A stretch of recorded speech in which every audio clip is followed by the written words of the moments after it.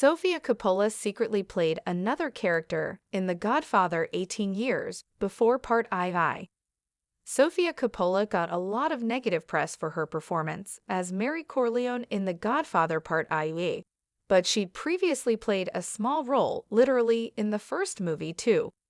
When Francis Ford Coppola cast his daughter to play one of the lead roles in the final chapter of the Godfather trilogy, he was criticized for a nepotistic bias. Upon the movie's release in 1990, critics lambasted Sofia Coppola's work, with some even claiming that her supposedly wooden acting ruined the film.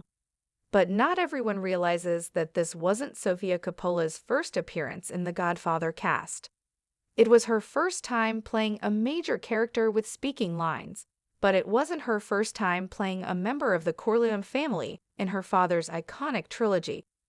18 years before she starred in The Godfather Part II, she had appeared alongside Al Pacino and Diane Keaton in the classic original Godfather movie, but it's impossible to recognize her. Sofia Coppola played the baby Michael Rizzi in The Godfather.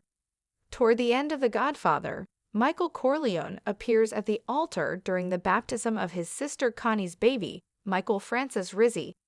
As Michael is being sworn in as the boy's godfather, his assassins are going around and bumping off all his enemies. It's one of the most iconic sequences in the entire trilogy. Baby Michael was played by Sofia Coppola, who was born in 1971 shortly before filming began.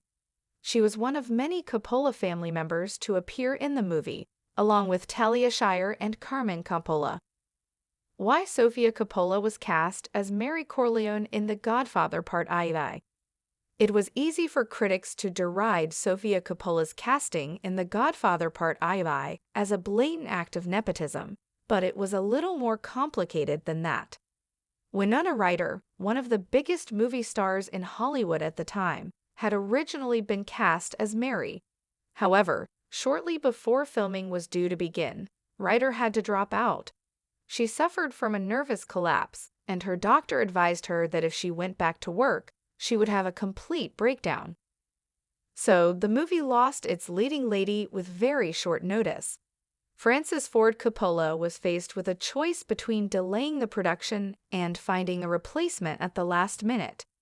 Sofia Coppola had already been filling in for Ryder during the rehearsals for The Godfather Part II, so it made sense to give her the role. She did the best she could under the circumstances, and her performance, as well as the movie itself, have since been reappraised.